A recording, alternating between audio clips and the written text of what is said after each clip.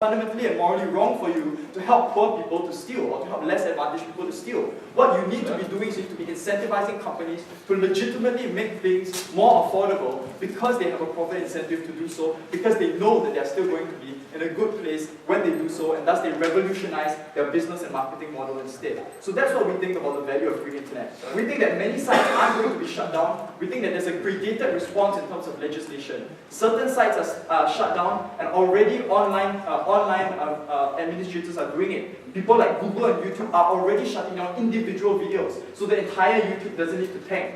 But on to the last idea about the nature of copyrights. We think that the principle of stealing is that you're removing intellectual property of someone without recompense. That principle of stealing is universal. They haven't shown us why it's any different. Even if that was the case, the nature of intellectual property is that the creative process is key. So even if there was a free ability to copy it and proliferate it, it doesn't mean that you're not stealing. In fact, it's antithetical to the idea of intellectual property altogether. But I'm transiting on to my constructive for today, which is about upholding justice online. And my thesis is that permitting copyright violations online necessarily leads to the abrogation of other online rights and the perpetuation of internet crime. Now, the free internet that is created by the permission of the violation of copyright laws is a harmful one. Because what they're doing is they're creating an internet whereby users not only have unfettered freedom to access and edit information on websites, but also to manipulate these sites themselves. Because we believe that an internet where copyright laws are violated in principle means other laws with the same principled backing of believing in online property are going to be undercut as well. And what you do is you create a legal precedent whereby all laws which control even private property as well as intellectual property online are going to be undercut. Because what they do is they create a legal precedent where ownership online no longer matters. Individual ownership, professional ownership, corporate ownership all no longer matter. So even though they deny things like hacking, even though they deny things like identity theft, all these things have a legal pretext in their world. Because what they do is they create a legal impetus to do that by allowing deregulation of the internet and allowing laws which protect the majority of rights of individuals to be undermined by the self-gratification of individuals. Hold on a moment, sir. We think that is legally wrong, and we think that that's morally abhorrent. We think that's going to lead to an anarchic and a chaotic internet. Go ahead. If we still have laws which prevent hacking and prevent the kind of activities you're talking about, why does removing one set of laws affect those others, sir? No, sir, look. Your principle here is that you want individuals to have access to all the information they want because somehow the individual rights triumph over all other rights.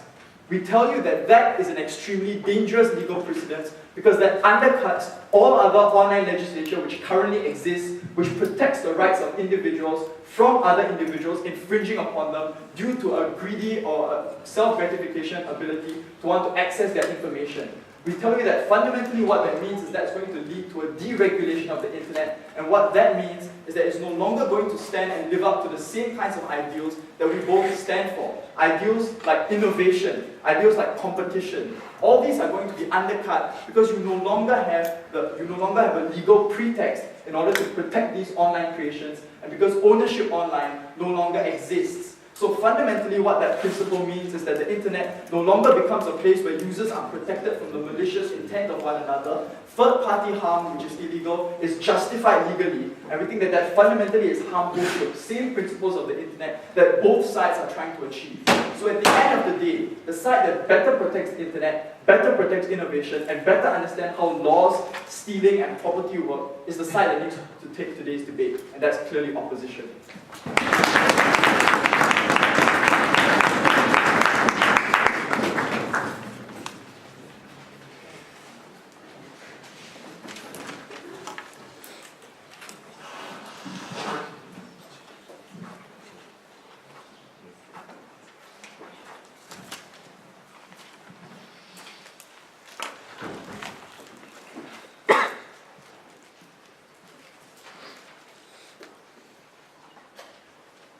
Thank you, and Josh Broomberg will now speak for 8 minutes.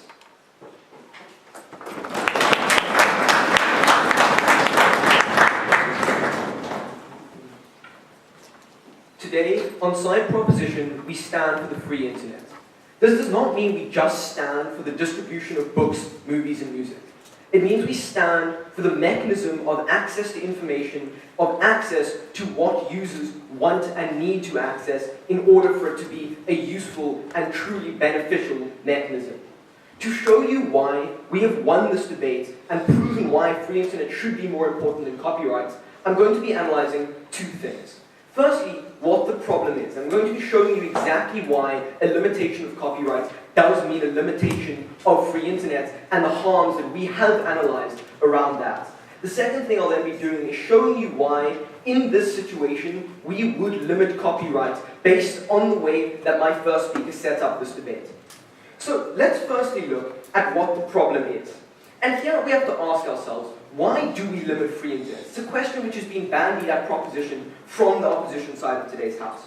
And what we told you from the beginning was that in order to protect the copyright which they hold so dear, in order to truly get the protection which they desire, we have two effects.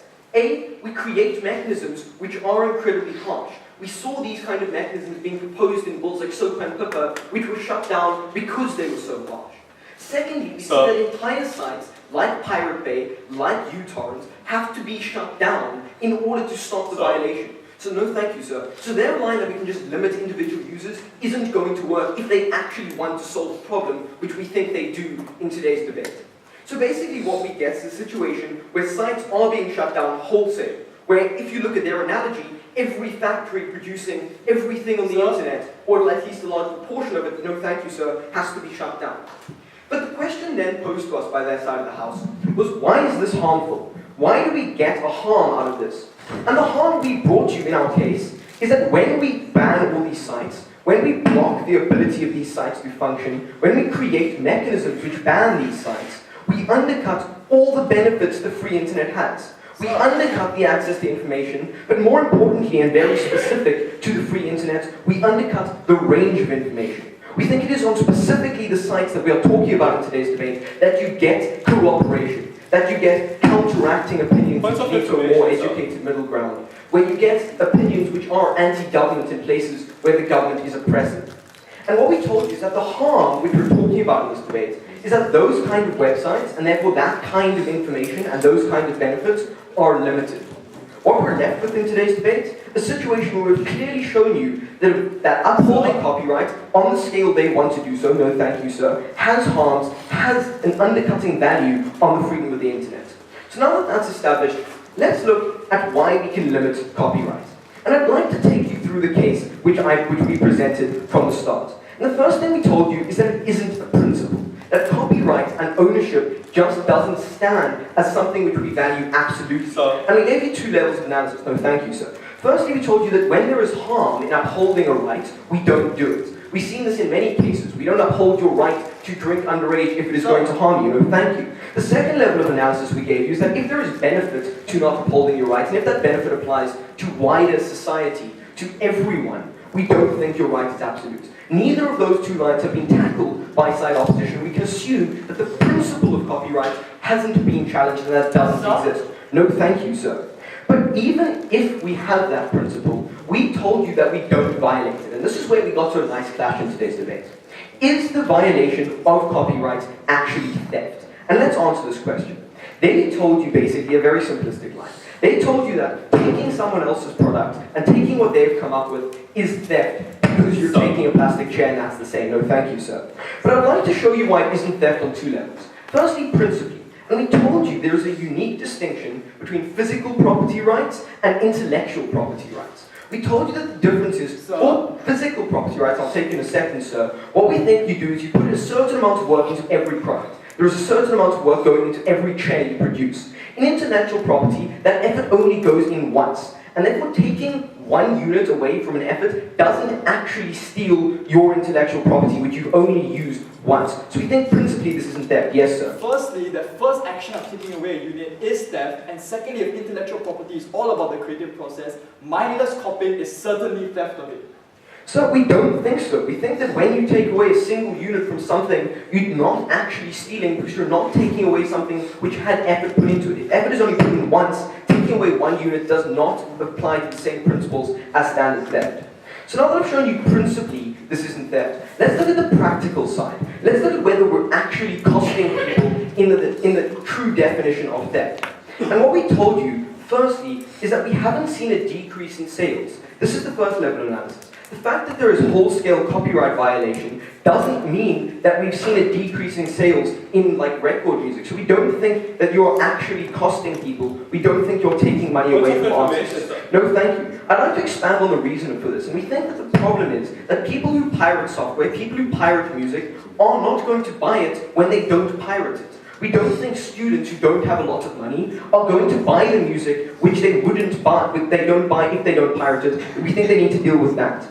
Additionally, what we told you is that there are different ways of making money. And basically, they've just responded to this by saying, well, that doesn't prove anything. We think it proves a lot. If there's a lot of benefit which can be gained by people who don't buy things otherwise, and record companies and artists can still make money through other methods, like iTunes, which is still around and still making money, we think that that is a legitimate reason that we're not thieving from people, that this isn't some kind of theft.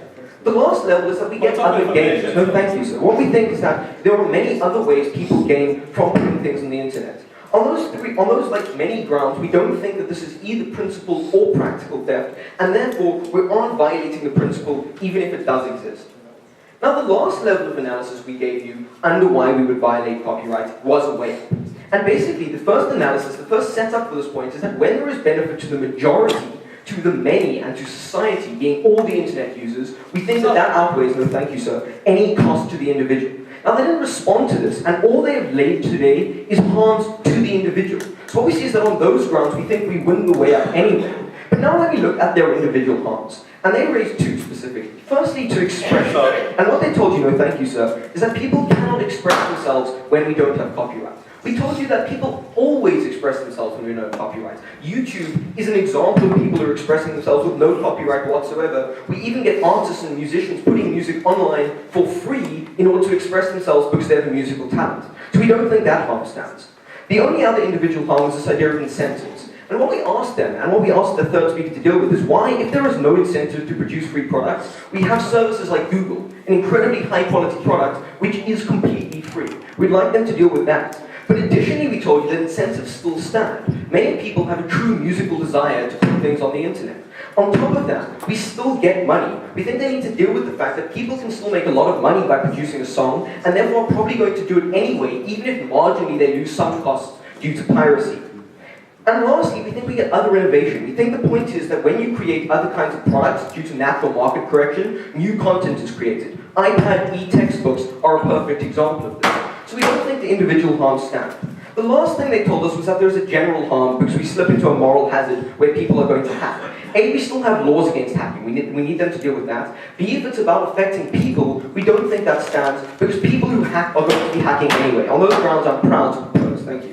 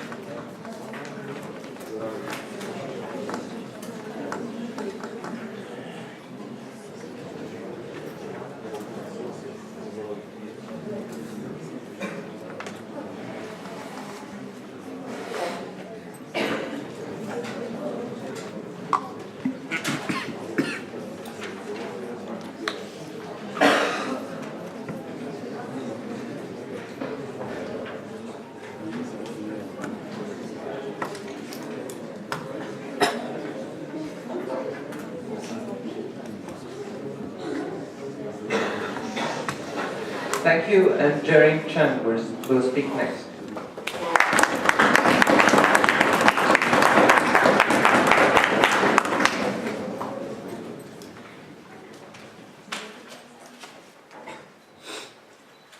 I'm going to begin my speech by telling you that we also stand for the free internet. We stand for a free internet that's responsible, that conducts itself civilly in a responsible society. We don't harm other people because you have selfish interests. And in that light, I'm going to ask you three questions. Firstly, who truly protects the value of free internet? Secondly, is copyright violation theft? Lastly, how do copyright violations harm artists? So my first question on who truly protects the value of free internet, they first told us the internet is a platform to share anything freely. It's a wonderful, beneficial platform. And we truly agree. But we told them from our first speaker that no one will ever share anything if you can't protect what is being shared. If whatever you're being posted online can be stolen from you in a matter of seconds, if you don't have that right or creative ability to exercise control over that information, how you want it to be spread. No thank you, sir. So we didn't allow for a platform where anything can be shared freely, but at the expense of each value that you put into each work of your own. We stood for a platform where you share, but you recognize the value that you yourself put into it. Point, please. No thank you, sir. Secondly, we dispute the idea that we shut down the majority of the internet. First of all, we never said we'll always shut down sites in cases of copyright violations. YouTube, the very example, shows this. YouTube is rife with copyright violations, and yet no one ever talks of shutting down YouTube. Instead, what we do is user-targeted specifications, taking down of individual videos, and protecting copyrights in that case. So, even if we do shut down websites, let's look at the examples that we've been using. uTorrent, the Pirate Bay. So far, we've only used up 2 websites that are rife with copyright violations that we absolutely take down. I mean, in that case, we say, we're fine with that. We're fine with taking down the minority of websites, but in the cases of the large majority of websites, these websites can still occur in our case, and we think they're boasted because we protect corporates in our case. Yes, sir. Studies show that 70 million people in the US alone use pirated software. We think the problem is a lot more extensive than just 2 websites, sir. So, the reason that 70 million people are using these pirated software is because they go to concentrated sites like the Pirate Bay, because they go into peer-to-peer networks. If we shut down these main sources of private information, we can take them down. Furthermore, in other websites that are not as rife with copyrighted content, we don't have to shut them down. We think they're a lot more amenable to our methods of going in and closing them, take down copyrighted information. YouTube has been very cooperative with copyrighted content holders in taking down these videos. We think these websites are perfectly fine of surviving.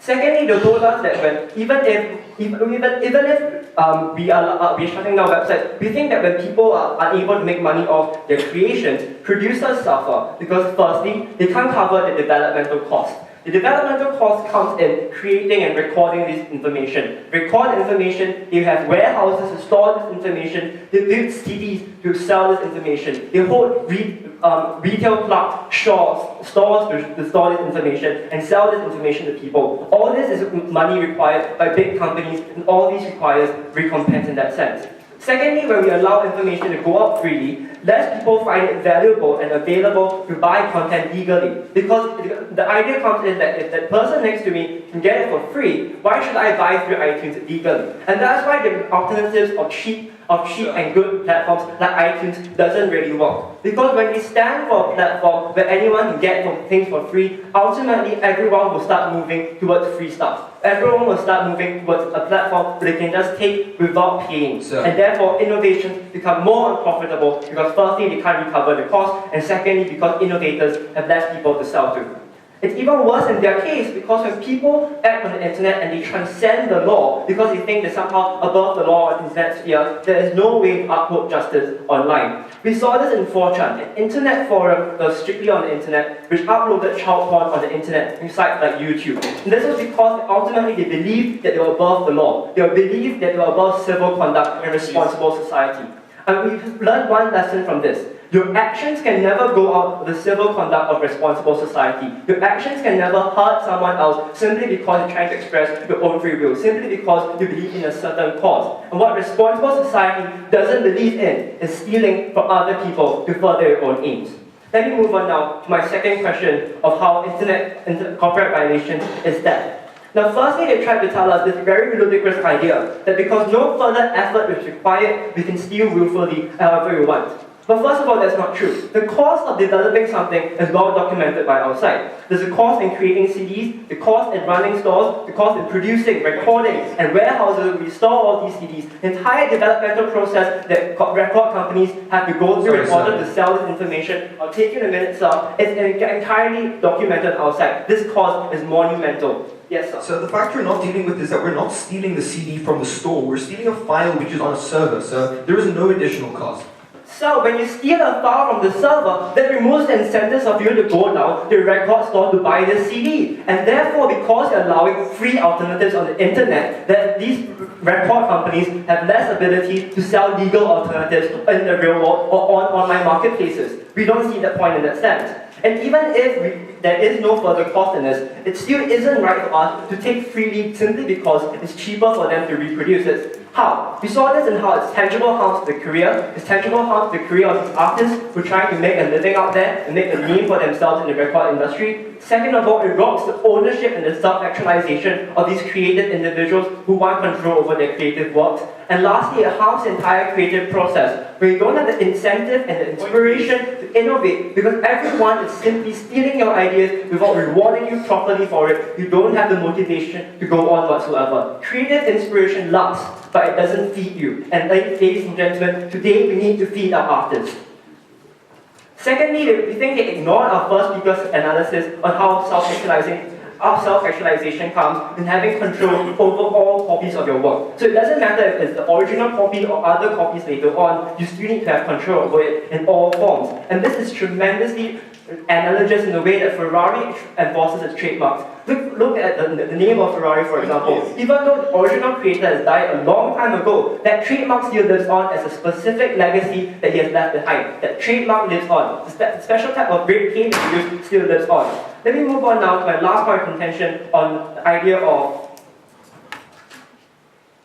how copyright violations harm artists. Now, they first told us that because people continue to post high-quality material online, this means that people aren't suffering as much. Firstly, small firms are going bust all over America. We saw this in how Fletcher camera lenses in Chicago, after 25 years of producing equipment for Hollywood, has recently gone bust because of budget cuts by big companies. When big companies lose money, all these small firms die first. Secondly, they told us that artists have other revenue streams. But first of all these revenue streams are also hinged upon these artists being able to gain control of their material and of big companies earning enough to sponsor them and to advertise them. And secondly, we think that even if they have other revenue streams, it doesn't mean we take away their ability to earn from this source. We think that artists want the creative ability to earn from their own expressive work. They want the ability to earn from their own creations. And lastly, they told us they're incentivized to create a better market. We think that websites like Google and Linux benefit through ads with all hints on copyright. And therefore, we think that on our side, we've proven to you our case strongly. Go with side opposition.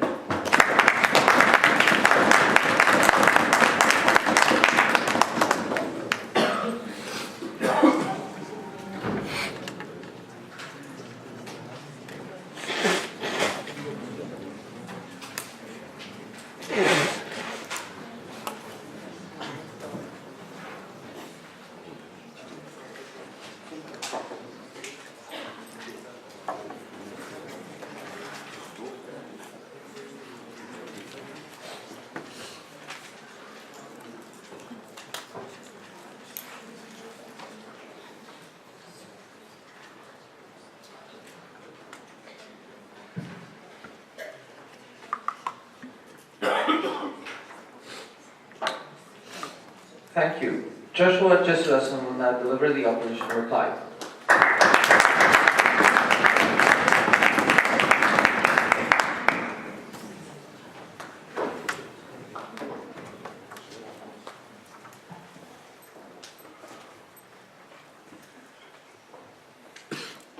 Let's take a walk to the virtual world of side proposition and then to the virtual world of side opposition. Now, in their virtual world, theft online was rampant because they could never really give a clear dichotomy between stealing and violating copyrights online. In their argument, in their first argument, when they talked about copyright as a principle, they ignored that the first action of taking something that's not yours without recompense is fundamentally stealing. And even more than that, they tried to say that intellectual property was different. But they ignored that intellectual property is all about the creative process. So even if you can reproduce it cheaply and mindlessly, that is clearly stealing and taking away from the fundamental reason why intellectual property exists. They said, and they shifted, they said towards the end, oh well, then stealing is alright, because at least they can still make money. But this wasn't a justification. It was akin to saying, stealing from the rich is fine because they're rich. And it wasn't even true, because nobody went for a concert, they just went home to torrent it. We told them that the movie industry is fast losing money and jobs, and we were not willing to wait until these creative industries were lost for good. Furthermore, it hurt the innovative process. Less content was created. Less money, time, and effort was needed into making quantum leaps in these industries and creating truly new, rather than tokenistic content. The quality of innovation decreased, and innovative industries declined too. Because at the end of the day, we recognize that innovative industries are industries too. So why all this stealing? The principal justification for them was the rights of the majority. We asked them, what were those rights? They said the rights to enjoy videos, films, and music for free. They never showed why this was more important than ownership, only that more people enjoying things for free out of greedy gratification, which they, in the end, never bothered to rebut, was more important than people being able to have a livelihood. They ignored all the legal precedents online, which would forcibly turn the internet into an unpleasant place if they continued down that dark road. It would undercut all the ideals of the internet they wanted, like freedom of expression, like sharing, like innovation. And at the end of the day, they could never deal with our ideas of self-actualization. Truly, their virtual world wasn't a very nice place to be. But let's look at the virtual world of side opposition. It was a far better one, because artists could benefit from it. Creativity was actually rewarded, and that meant that it wasn't a problem of accessibility, because more people could actually enjoy creative works simply because accessibility was taken care of, because legitimate websites had a vested interest to actually make them accessible. We recognized that the problem of accessibility was divorced from the problem of ownership, and we didn't try to conflate them like Proposition did. So that meant that they accused us of shutting down many websites on the internet. But we told them that this isn't the case in most online policing. Because in most online policing, on the same websites that they use in their examples like Google and YouTube, there is a gradation of punishment, where individual users are punished according to the extent of their violation of copyright. So it wasn't an issue of taking down all of these websites. It was an issue of targeting the ones that were primarily about copyright violation. That's what my third speaker told you, and about gaining the cooperation of others. Because at the end of the day, we recognize that free internet is a great highfalutin ideal. But the only way in which individuals really can be free on the internet was if they were protected, and if the internet was a place that was regulated and responsible. Because at the end of the day, we realized that the only way for us to ensure that the best was yet to be was if we allowed the internet to be regulated.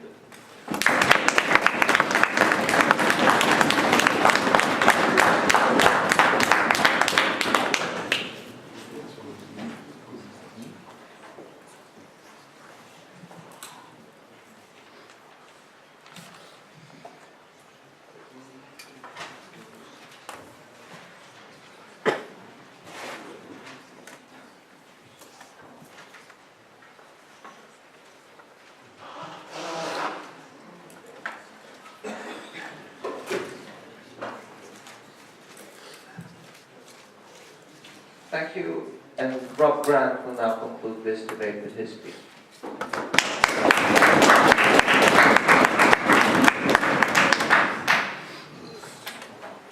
We agreed with side opposition on one singular ground throughout this entire debate, and that's what we want the best internet possible for everyone around. However, we disagreed a lot on how we were going to get to that point, and that's the most fundamental question.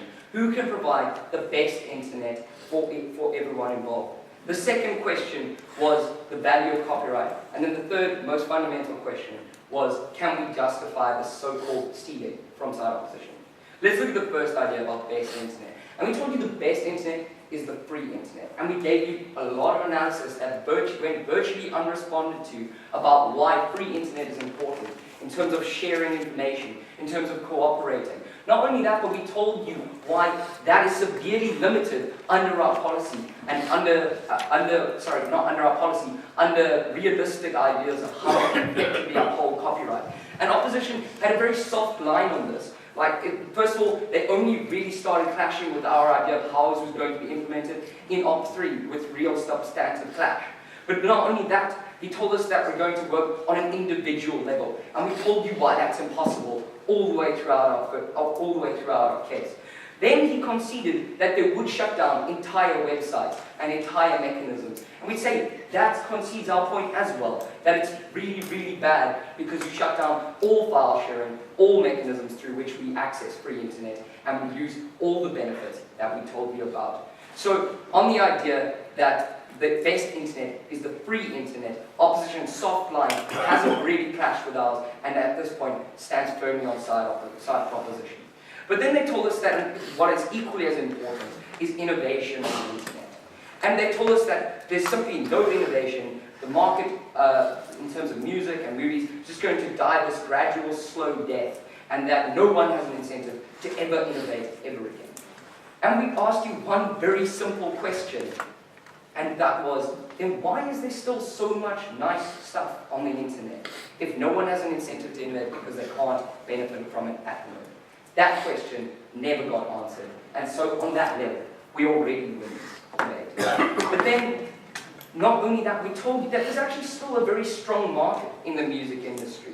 We told you that there is an incentive to innovate on 3 levels. There's still lots of money, there's a big market. 2, there's an artistic incentive. 3, people just want to be popular. That's how music industries work. You get popular, then you start making money because you sell more records, you sell out concerts, you sell a brand. That's why we told you that innovation still exists. Not only that, but we told you there's more innovation. We gave you the example of Kindle and of Steam, and that went unanswered. But then let's look at the idea of the value of copyright. And we think that we showed you quite conclusively, and this went largely unrebutted, that the value of copyright only applies to the artist specifically. And then I spent 4 minutes telling you why copyrights actually damage artists, with my analysis as to about being popular and about how being popular relies on everyone on the internet being able to access your information at all times. And they never responded to this, and at this point we still assume that it's important to only talk about artists in this regard, and that they've still been hurt. And then they told us about how individuals are hurt, and we've already dealt with how they're just not, and how it's just not true in terms of innovation and expression. Then lastly, they asked us to justify stealing. And we told you on so many levels. The first level, this relied on opposition proving that copyright is a real principle that we have to uphold, and that means that property rights are something that is real on terms of an intellectual, virtual level. They didn't prove this, and so we don't think that that has to happen. That principle just doesn't exist. Moreover, we told you that it doesn't violate that principle in the first place, because we drew a distinction between virtual and intellectual copyrights and practical copyrights, and the difference between stealing there. And then last, we asked them to do a web, and they just refused to do this, and we told you, free internet is more important than copyright. Thank you.